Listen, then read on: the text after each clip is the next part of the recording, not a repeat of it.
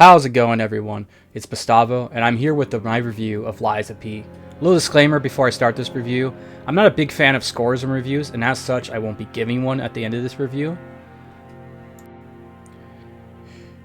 Jumping into my opinions about the game, let's start with the combat. It's very much reminiscent of the best of Soulsborne games, ranking up there in quality right next to the legend From Software, the creator of this genre of games. It takes some elements from Bloodborne with the faded health bar recovery, but instead of how it is in Bloodborne, in Lies of P you only regain damage that you've blocked by damaging the enemy unless you've taken a clean hit since you last blocked. It also has a perfect parry system, much like Sekiro, allowing you to perfect parry anything in the game, and I mean anything. Of course they have the staple dodge button if that's what you prefer, though it's harder in this game than most From Software games as the timing is quite tight. The worst aspect of combat is the stagger window mechanic, indicated by the white highlight around an enemy's health bar. This comes about from a combination of attacking, parrying, and fable arts, aka your special attacks. Once the highlight appears, you have to hit him with a fully charged heavy attack or a fable art that can stagger. This is where combat hits its first snag for me, as during this time, the enemy or boss can be doing anything, including their longest string attack or running away from you, and this could cause you to miss the chance to stagger them and do massive damage. This would be very annoying, and seem like you got cheated out of the free hit you earned.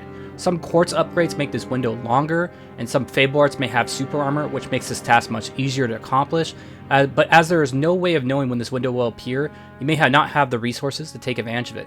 All in all though, combat is very smooth, very stylish, and most importantly, very fun. Moving on to the exploration, there isn't much to say. They knocked it out of the park. While the game is very linear, there's a lot of rewards to be found from exploring off the beaten path, with NPCs giving you quests, upgrade materials to be found, and lore to be read. Playing through this game made me feel like I was playing the original Dark Souls trilogy, trying to kill every enemy I found and check off every corner I saw just to make sure I got the most out of my playthrough.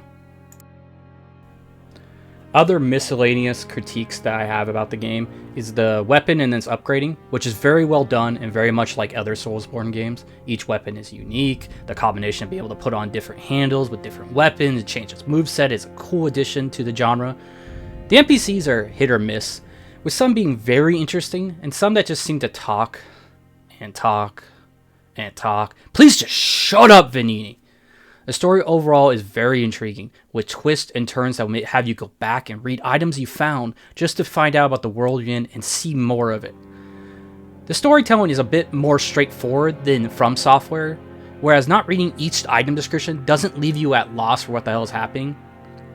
The last thing I want to talk about are the boss fights, which for the most part are fantastic. They will challenge you, some of them will break you, force you to consider summoning the shade before each main boss.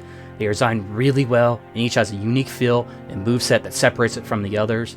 An issue I take up with the game is the amount of two-phase bosses there, and I'm not talking about just the change of moveset, but many of them also have a full second health bar. It feels like almost every main boss has this system in the second half of the game. Some first phases are easy, so the second phase doesn't really seem unreachable, but to most of these fights, the first phase is just as tough as the second, creating a nagging feeling that you'll be trapped forever in these fights. There is one that may be as tough as Millennia, though parrying is way easier in this game, especially with the way it's like Sekiro, so all in all, probably not as tough.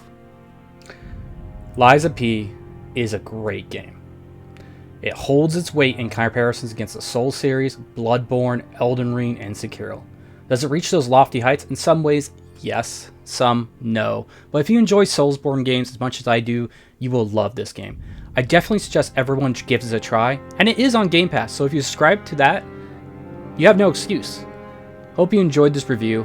I may not do many of these in the future, but my playthrough of Lies of P is available on my channel in its own playlist if you want to watch me crawl my way through the game. Thank you for watching. See you in the next one.